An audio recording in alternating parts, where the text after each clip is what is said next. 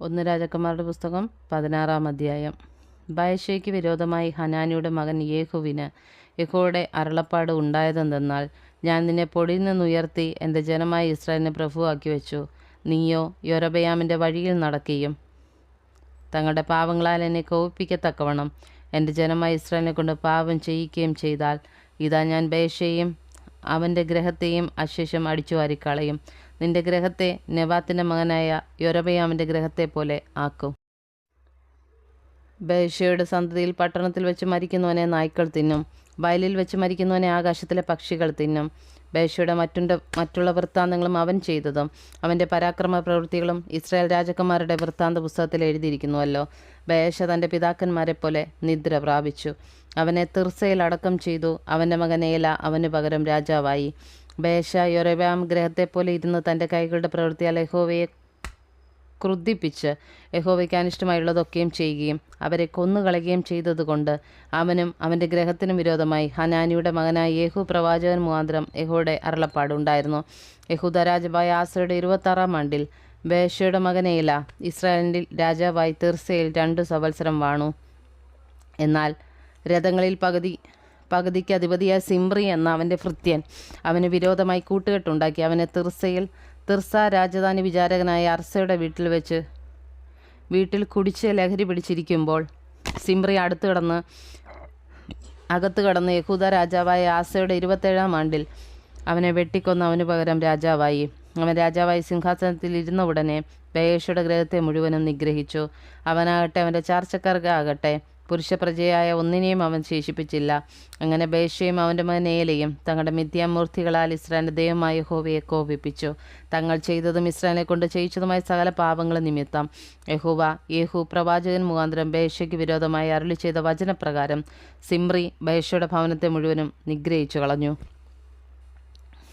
ഏലയുടെ മറ്റുള്ള വൃത്താന്തങ്ങളും അവൻ ചെയ്തതൊക്കെയും ഇസ്രായേൽ രാജാക്കന്മാരുടെ വൃത്താന്ത പുസ്തകത്തിൽ എഴുതിയിരിക്കുന്നുവല്ലോ. യഹൂദ രാജാവായ ആസയുടെ 27-ാം ആണ്ടിൽ സിമ്രി തിർസയിൽ 7 ദിവസം രാജാവായിരുന്നു. അന്ന് പടജനം ഫെലിസ്ത്യർക്കുള്ള ഗിബ്ബതോൻ നിരോധിച്ചിരിക്കുകയായിരുന്നു. സിമ്രി കൂട്ടുകെട്ടുണ്ടാക്കി രാജാവിനെ കൊന്നുകളഞ്ഞെന്ന് പാളയം ഇറങ്ങിയിരുന്ന പടജനം കേട്ടപ്പോൾ എല്ലാ ഇസ്രായേലും അന്നു തന്നെ പാളയത്തിൽ വെച്ച് സേനാധിപതിയായ ഉമ്രിയെ ഇസ്രായേലിന് രാജാവാക്കി വാഴിച്ചു. ഇങ്ങനെ ഉമ്രി എല്ലാ ഇസ്രായേലുമായി ഗിബ്ബതോൻ വിട്ടിയെന്ന് തിർസയെ നിരോധിച്ചു. പട്ടണം പിടിപെട്ടു എന്ന് സിമ്രി കണ്ടപ്പോൾ രാജധാനിയുടെ ഉൾമുറിയിൽ കടന്ന് രാജധാനിക്ക് തീ വെച്ച് അതിൽ മരിച്ചു കളഞ്ഞു. അവൻ യൊരോബെയാമിൻ്റെ വഴിയിലും അവൻ ഇസ്രായേലിനെ കൊണ്ട് ചെയ്യിച്ച പാപത്തിലും നടന്ന് യഹോവയ്ക്ക് അനിഷ്ടമായുള്ളത് പ്രവർത്തിച്ചു. ഇങ്ങനെ താൻ ചെയ്ത പാപങ്ങൾ നിമിത്തം തന്നെ സിമ്രിയുടെ മറ്റുള്ള വൃത്താന്തങ്ങളും അവനുണ്ടാക്കിയ കൂട്ടുകെട്ടും ഇസ്രായേൽ രാജാക്കന്മാരുടെ വൃത്താന്ത പുസ്തകത്തിൽ എഴുതിയിരിക്കുന്നുവല്ലോ.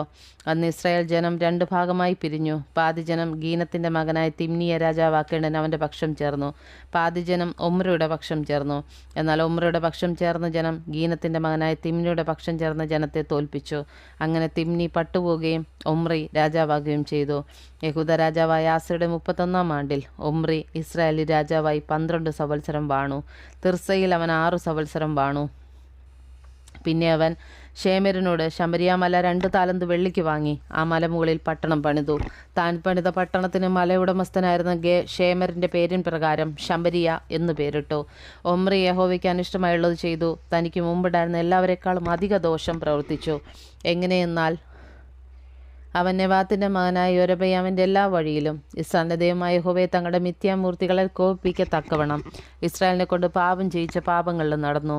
ഒമ്രി ചെയ്ത മറ്റുള്ള വൃത്താന്തങ്ങളും അവൻ ചെയ്ത പരാക്രമ പ്രവൃത്തികളും ഇസ്രായേൽ രാജാക്കന്മാരുടെ വൃത്താന്ത പുസ്തകത്തിൽ എഴുതിയിരിക്കുന്നുവല്ലോ. ഒമ്രി തൻ്റെ പിതാക്കന്മാരെ പോലെ നിദ്ര പ്രാപിച്ചു. ശമരിയയിൽ അവനെ അടക്കം ചെയ്തു.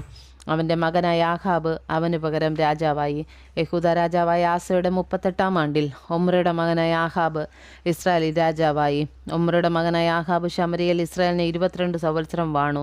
ഒമ്രിയുടെ മകനായ ആഹാബ് തനിക്ക് മുമ്പുണ്ടായിരുന്ന എല്ലാവരെക്കാളും അധികം യഹോവയ്ക്ക് അനിഷ്ടമായുള്ളത് ചെയ്തു. നെബാത്തിൻ്റെ മകനായ യൊരോബെയാമിൻ്റെ പാപങ്ങളിൽ നടക്കുന്നത് പോരാ എന്ന് തോന്നുമാറ് അവൻ സീദോന്യ രാജാവായ എത്ബാലിൻ്റെ മകളായ ഇസബെലിനെ ഭാര്യയായി പരിഗ്രഹിക്കുകയും ബാലിനെ ചെന്നു സേവിച്ച് നമസ്കരിക്കുകയും ചെയ്തു. താൻ ശമരിയയിൽ പണിത ബാലിൻ്റെ ക്ഷേത്രത്തിൽ അവൻ ബാലിനൊരു ബലിപീഠമുണ്ടാക്കി.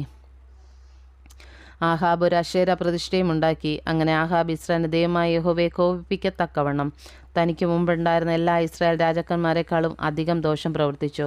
അവൻ്റെ കാലത്ത് ബദലീനായ യിഹീയേൽ എരിഹോ പണിതു. യഹോവ നൂൻ്റെ മകനായ യോശുവ മുഖാന്തരം അരുളി ചെയ്ത വചനപ്രകാരം അതിൻ്റെ അടിസ്ഥാനമിട്ടപ്പോൾ അവന് അബീറാം എന്ന മൂത്ത മകനും അതിൻ്റെ പടിവാതിൽ വെച്ചപ്പോൾ ഷെഗൂബു എന്ന ഇളയ മകനും നഷ്ടം വന്നു.